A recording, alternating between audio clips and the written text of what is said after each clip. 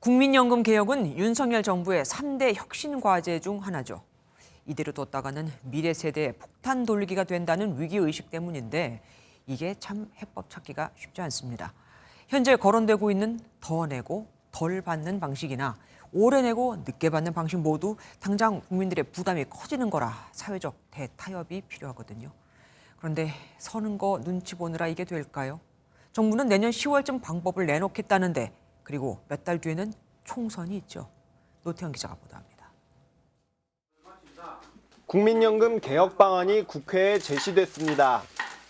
국민연금의 재정 안전성과 노후 소득을 동시에 보장하자는 게 큰 뼈대입니다. 민간 자문위원들은 먼저 소득의 9%인 보험료율과 40%인 소득 대체율을 조정해야 한다고 설명했습니다. 사실상 두 마리 토끼를 잡자는 얘기나 다름없습니다. 민간 자문위는 구체적인 숫자를 제시하지 않고 이 같은 방향성만 우선 제시했습니다.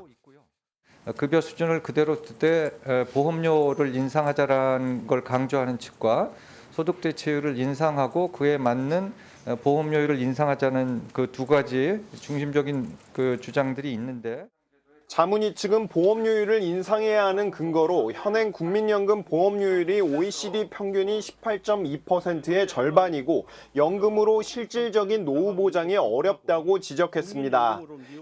이처럼 더 내고 더 받는 방식 말고도 오래 내고 늦게 받는 방식도 거론됐습니다. 수급 개시 연령을 현행 65세에서 67세 또는 그 이상으로 올리고 이에 맞춰 의무 가입 연령도 현행 59세에서 올려야 한다는 주장입니다.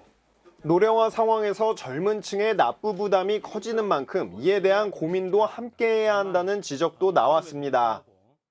노동시장, 그다음에 인구 구조의 급격한 변화에 맞춰서 그 대상별로 어떻게 누가 얼마만큼 부담하게 될지에 대해서 이거는 우리 국민들에게 민감한 부분이기 때문에 연금개혁특위는 일반 국민대표 등에 대한 의견 수렴 절차를 진행할 예정인 가운데 자문위는 이달 말까지 개혁안 초안을 만들어 특위에 제출할 방침입니다.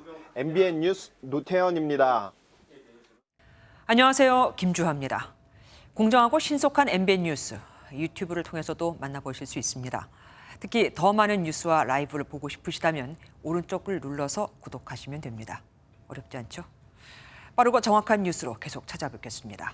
MBN 뉴스를 시청해 주신 여러분 고맙습니다.